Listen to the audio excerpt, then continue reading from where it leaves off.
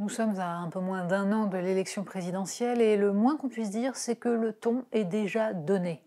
Nous sommes partis visiblement pour un an à temps plein sur l'extrême droite. Alors il est vrai qu'il y a des élections qui pourraient donner la victoire dans certaines régions, une, peut-être deux au Rassemblement national, mais pour autant,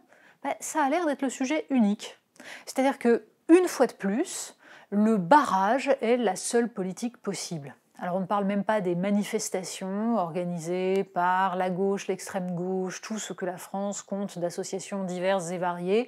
Marche pour les libertés, qui est en fait une marche contre les très très méchants, où l'on mêle bien sûr l'extrême droite, et puis la loi séparatisme, la loi sécurité globale, puisque la droite et même l'extrême droite commencent pour ces gens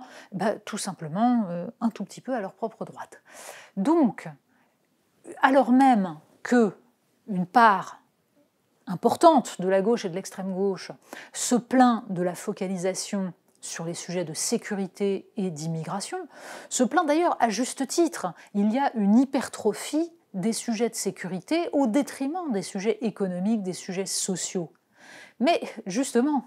en étant à temps plein sur le danger fasciste, en étant à temps plein sur la lutte contre le Rassemblement national et la traque de tous ceux qui auraient importé les idées du Rassemblement national,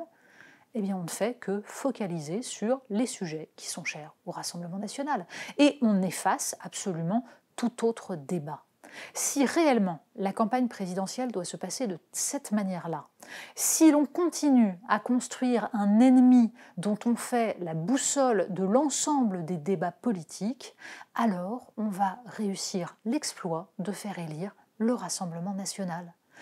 En revanche, la nécessité est aujourd'hui urgente de déployer l'ensemble des sujets qui doivent émerger dans une campagne présidentielle, que ce soit évidemment les questions d'écologie, qui sont absolument fondamentales et dont il faut apprendre à parler avec un peu de sérieux et un peu moins de sectarisme, mais surtout des sujets concernant la réindustrialisation, l'Union européenne, le protectionnisme,